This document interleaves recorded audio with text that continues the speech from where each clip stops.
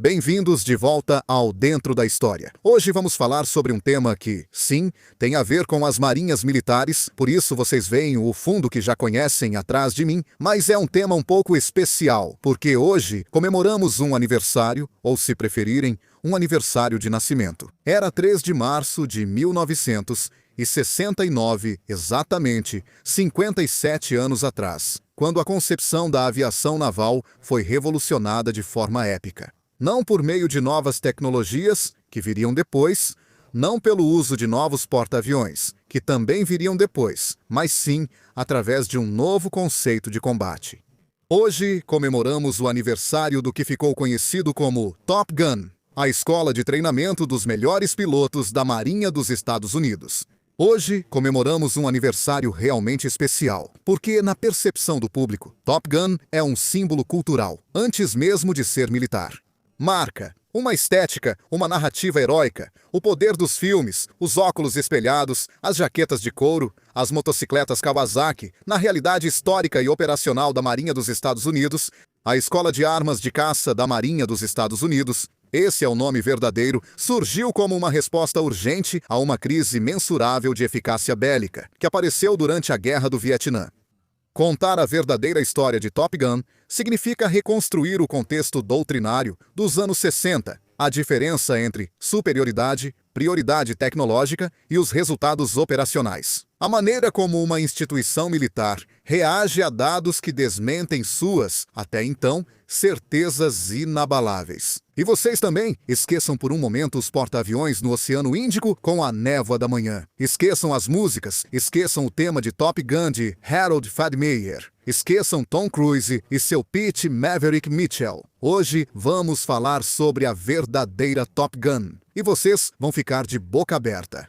No final da Guerra da Coreia, no início dos anos 50, a doutrina aeronáutica dos Estados Unidos, tanto da recém-criada Força Aérea quanto da Marinha, era fortemente influenciada por um pressuposto. O combate aéreo manobrado era considerado uma herança do passado, algo antediluviano.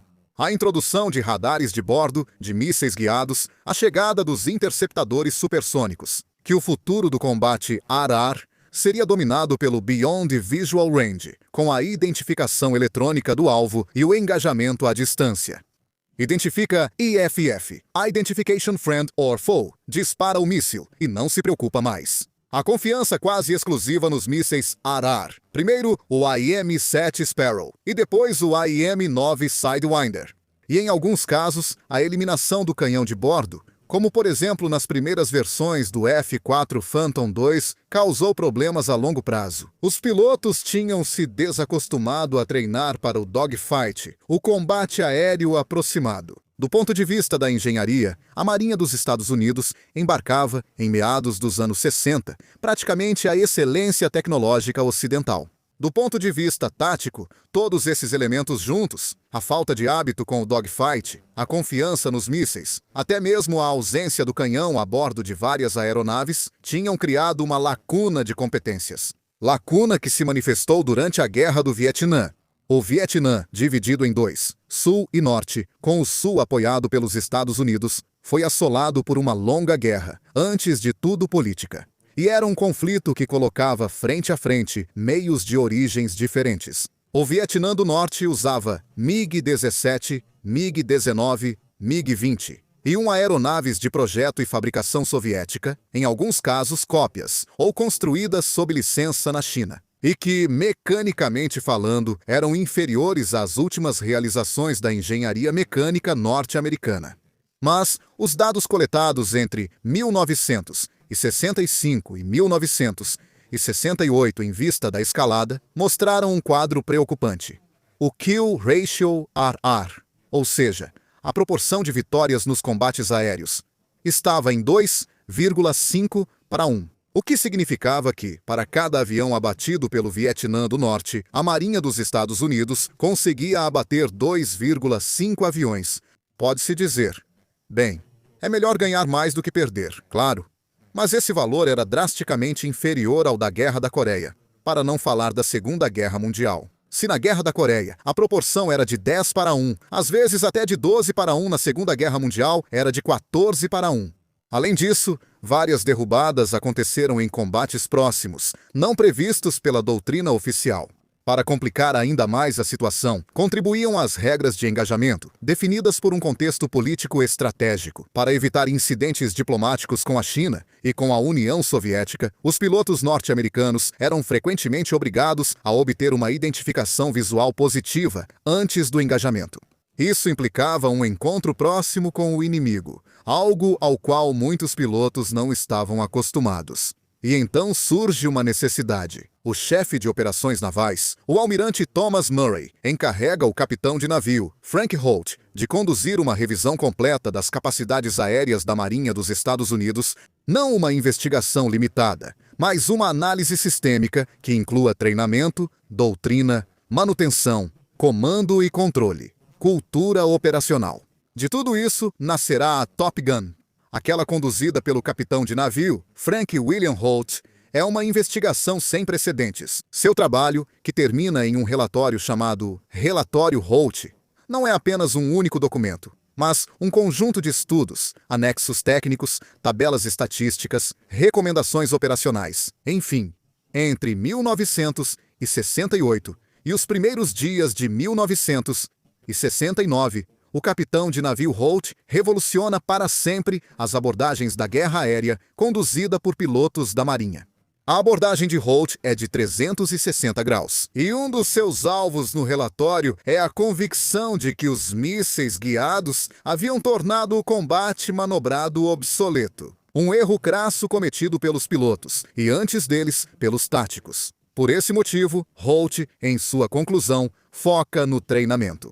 Seu documento diz que pilotos da Marinha dos Estados Unidos deveriam ser Capitão Vazello, economia Vazello, capazes de economizar. Capitão Vazello, do ponto de vista procedimental, mas ao mesmo tempo estavam insuficientemente preparados para um combate ar-ar realista. Porque o treinamento ACM, manobras de combate aéreo, era frequentemente limitado e muitas vezes teórico, feito em salas de aula. Nada além disso. Faltava um conhecimento aprofundado sobre o desempenho das aeronaves inimigas. Os exercícios não reproduziam fielmente as condições de combate real e, principalmente, não existia um centro dedicado ao desenvolvimento e à padronização das táticas. Foi então que surgiu o relatório Holt, com suas recomendações-chave, com a sugestão de formar instrutores táticos capazes de desenvolver novos procedimentos e testar as táticas de forma controlada. Espalhando, por fim, o conhecimento atualizado dentro da frota, nasce algo novo. O relatório Holt é um documento incômodo, coloca em crise várias cadeias de comando, mas é aceito, porque os resultados contam mais do que qualquer outra coisa, até mesmo do que a política.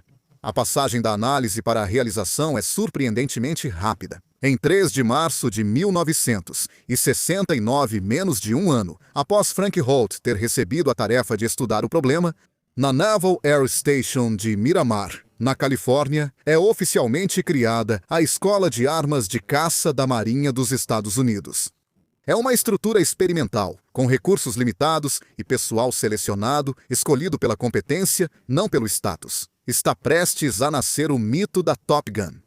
A Escola de Armas de Caça da Marinha dos Estados Unidos não nasce como uma instituição totalmente estruturada. No início, é algo pragmático, informal, como dissemos, experimental. Quando essa instituição é oficialmente inaugurada em Miramar, a escola é composta por um número extremamente reduzido de oficiais inseridos administrativamente. Dentro de um esquadrão de caça, o 121 Unidade de Treinamento. Com o F-4 Phantom II, uma aeronave que na época era de ponta. O objetivo não é criar uma estrutura paralela à frota, muito pelo contrário, mas sim implantar um núcleo de competências avançadas, capaz de influenciar rapidamente o treinamento operacional. No comando da nova escola é colocado o capitão de corveta Dan Pedersen, nome de combate Yankee, piloto de caça com experiência operacional e uma grande inclinação analítica. Yankee tem uma tarefa nada fácil, até porque ele não tem um manual, um currículo predefinido ou uma doutrina pronta para uso. Ele precisa improvisar. Precisa se basear em sua experiência para selecionar o pessoal e torná-lo o mais eficaz possível. A ausência de uma doutrina pré-fabricada, que é um dos elementos distintivos da nascente Top Gun VAR. Um método de trabalho diferente, baseado na análise detalhada de combates reais anteriores. A experimentação em voo das táticas, um confronto contínuo entre instrutores e alunos e a revisão constante das táticas propostas e dos resultados. É um laboratório operacional. Mas também tem outro princípio, o de Train the Trainers. O que isso significa? Que cada aluno da Top Gun, que faz um curso intensivo de algumas semanas, retorna ao seu posto na frota. Ele tem outra missão: envolver todos os outros pilotos que não estiveram na Top Gun e transmitir as informações, treiná-los. Então o formado se torna um instrutor por sua vez, capaz de atualizar constantemente. E ano após ano, através de outra ferramenta, o debriefing, que se torna importantíssimo, centralíssimo, tudo isso muda. A abordagem por parte da Marinha dos Estados Unidos, o inimigo é estudado para ser derrotado. São estudadas a manobrabilidade, os limites energéticos, os pontos fortes e fracos dos MiG-17, dos MiG-20 e das aeronaves utilizadas pelo inimigo. O impacto, inicialmente subestimado, é superado pelas evidências que são tangíveis. Há uma disciplina tática maior, há uma melhor coordenação entre as duplas de pilotos e as várias seções. Até mesmo os armamentos são utilizados de maneira mais racional, mais eficaz. Há uma maior consciência situacional. Mas é claro que até agora estamos no âmbito da teoria. O que acontece no Vietnã? Qual é o impacto dos pilotos Top Gun?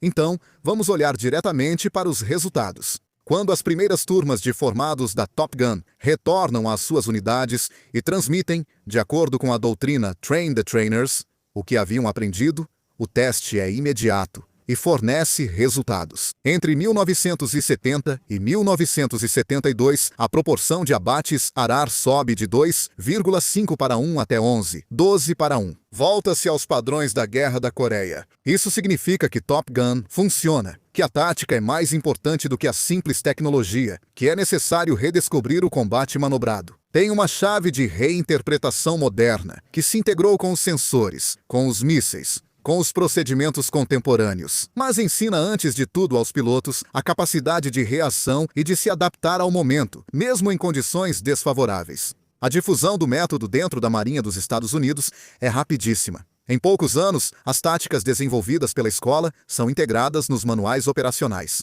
Os exercícios de unidade adotam cenários cada vez mais realistas, usando, obviamente, também simulações em computador. E a cultura do debriefing rigoroso começa a se espalhar também fora da Fighter Weapon School. Ela chega até mesmo aos porta-aviões. E aqui entramos também em uma comparação implícita, aquela entre a Marinha dos Estados Unidos e a Força Aérea. Não é uma competição, mas os resultados obtidos pela Marinha dos Estados Unidos claramente chamam a atenção também da Força Aérea. Esta última, embora dispondo de meios substancialmente comparáveis, havia inicialmente seguido um caminho de treinamento diferente, obtendo benefícios semelhantes, como a Red Flag ou o desenvolvimento de seus próprios esquadrões agressores. Top Gun não estava sozinha, mas representou um precedente institucional, a demonstração de que um treinamento avançado, realista e centralizado podia transformar a eficácia operacional de toda uma força aérea e torná-la um ponto de referência. Mas, quando a Guerra do Vietnã termina, e termina com uma derrota para os Estados Unidos, não necessariamente no campo de batalha, mas em nível político e estratégico, o programa Top Gun não é encerrado. A Escola de Armas de Caça da Marinha dos Estados Unidos segue ativa porque ainda vivemos em clima de Guerra Fria. Sempre há necessidade de continuar aprendendo, conhecendo, crescendo. A Guerra Fria é o cenário de referência, e o avanço tecnológico das aeronaves, a melhoria das defesas aéreas integradas, o surgimento cada vez maior da questão da guerra eletromagnética, e a necessidade de cooperar em nível conjunto com outras forças aéreas. Obriga a Top Gun a se adaptar rapidamente. Foco através de uma ênfase maior nas táticas, multi-ship, através de uma integração com sistemas de comando e controle, através de uma coordenação com unidades navais e de mísseis, através de preparações para operações em ambientes extremamente difíceis. Novas plataformas, novos desafios, novos aviões. Chega o F-14 Tomcat, o grande protagonista do filme Top Gun. É um novo avião que substitui o Phantom, que tem a possibilidade de atuar em vários cenários de combate e com muitas capacidades operacionais. A Guerra Fria, como sabemos, termina em 1991. O colapso do sistema soviético, o colapso da União Soviética, é o fim de uma era, mas não é o fim de uma missão. Em 1996, a base de Miramar muda de cara. Ela é transferida para o Corpo de Fuzileiros Navais dos Estados Unidos, para o Corpo dos Marines, e deixa de ser oficialmente da Marinha dos Estados Unidos. Portanto, é necessário realocar a Top Gun, fazendo muito mais do que uma simples mudança. A Marinha dos Estados Unidos opta por uma solução que redefiniria o papel da escola: a Estação Aérea Naval de Fallon, em Nevada, no deserto. Não como no segundo filme em San Diego, de jeito nenhum. Estamos falando do deserto de Nevada. Por quê? Porque Fallon oferece espaços aéreos e terrenos vastíssimos, a possibilidade de exercícios realistas com fogo real, a integração com campos de treinamento complexos e um isolamento geográfico funcional para o treinamento avançado. A Top Gun é incorporada ao Naval Strike and Air Warfare Center, que depois evoluiu para o Naval Aviation Warfighting Development Center. É mais um passo adiante. Torna-se um centro de desenvolvimento integrado de táticas aeronavais. Os anos passam. É necessário uma atualização. O F-14, aos poucos, é retirado do serviço ativo. Não pode mais ser utilizado. É considerado obsoleto. Passa-se para uma aeronave de quarta geração avançada, o FA-18 Super Hornet. Multifunção, capaz de oferecer mais respostas e se adaptar melhor do que o antigo Tomcat. A Top Gun precisa superar a distinção clara entre ar-ar e ar-superfície, desenvolver novas táticas integradas e formar instrutores capazes de pensar em termos de pacote operacional, não mais de especialidade única. Desde a Guerra Fria, com as mudanças do final dos anos 90 e a virada do milênio, a Top Gun adapta rapidamente seu foco, incluindo o gerenciamento de ameaças irregulares e terrorismo, que atinge de maneira muito diferente. Além das operações em espaços aéreos congestionados ou da coordenação com coalizões multinacionais. Aprender e se adaptar se torna um método. É um novo salto, um salto conceitual. Com a entrada no século XXI, a Top Gun tem um desafio diferente daquele enfrentado no passado. Se o Vietnã havia colocado em crise a ideia do míssil como única solução, e se a Guerra Fria havia imposto a integração sistêmica, a chegada dos caças de quinta geração mudou a própria natureza do combate aéreo. Com a introdução do F-35 Lightning II e a evolução final do Super Hornet, em versões cada vez mais especializadas. O combate não é mais definido apenas por manobra, velocidade e posição relativa, mas também pela gestão das informações. O piloto se torna um tomador de decisões, um gestor de sistemas complexos, desde a manobra individual até o processo decisório do duelo aéreo, passando pela construção do efeito operacional, da plataforma global ao sistema de múltiplos sistemas. Claro, o novo avião, o F-35, representou para o Top Gun o que o Tomcat foi nos anos 70, uma solução automática, natural, mas também um problema doutrinário a ser resolvido, porque o novo avião, com princípios stealth, levanta várias questões. Como aproveitar a baixa observabilidade sem transformá-la em uma dependência? Então, voltar atrás, voltar à época do Vietnã, quando havia uma confiança excessiva no componente de mísseis ou, de qualquer forma, na tecnologia. Como integrar o stealth de quarta e quinta geração, que são bem diferentes entre si? Como preservar a capacidade de adaptação em caso de degradação dos sistemas?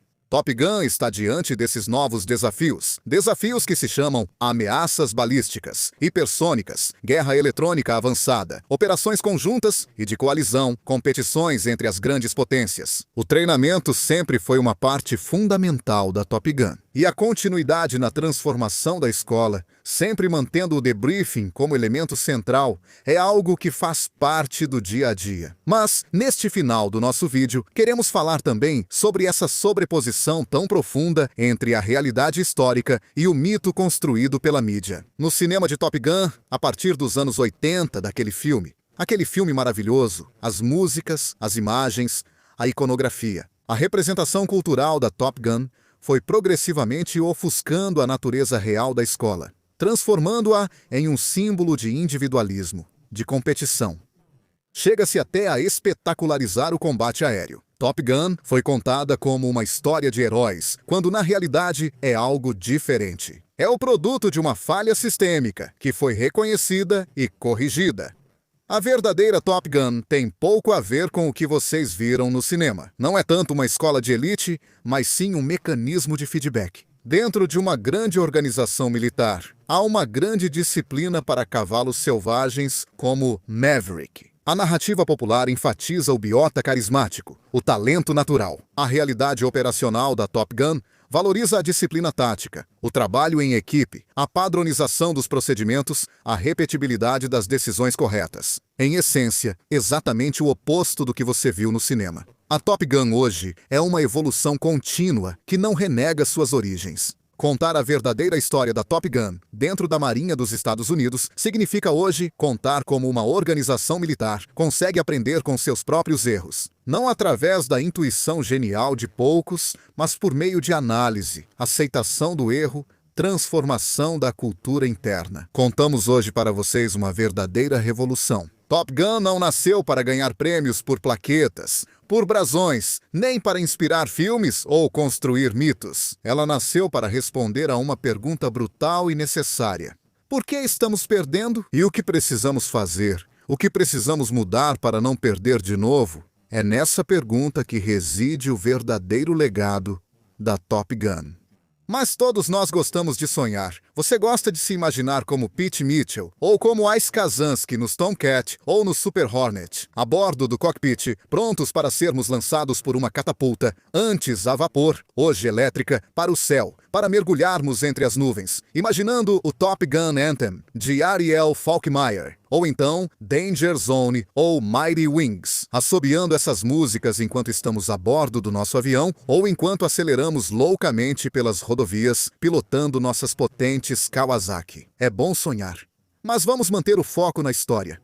Sonhar é uma coisa, a realidade é outra. A Top Gun nasceu, e contamos isso para vocês hoje, no seu aniversário, por uma necessidade informada a nível midiático em outra coisa. Depois do filme, depois do seu lançamento. Em meados dos anos 80, multidões de jovens americanos correram para os escritórios de recrutamento da Marinha dos Estados Unidos, sonhando em se tornar como Tom Cruise ou como Val Kilmer. A realidade foi diferente. Mas às vezes a interpenetração entre mito e realidade, entre cinematografia e historiografia, ajuda a alcançar certos objetivos. Com certeza, a Top Gun alcançou seu objetivo. Melhorar sempre promovendo valores reais e saudáveis dentro da cooperação militar e superando aquelas certezas inabaláveis, que na verdade não eram tão inabaláveis assim. E que ainda hoje, apesar do avanço tecnológico, apesar da inteligência artificial, deixam claro que a verdadeira arma, antes de tudo, não é o míssil, não é o avião, é o cérebro humano. É a capacidade de reagir de forma clara e bem treinada, mesmo nos piores momentos e sob maior estresse.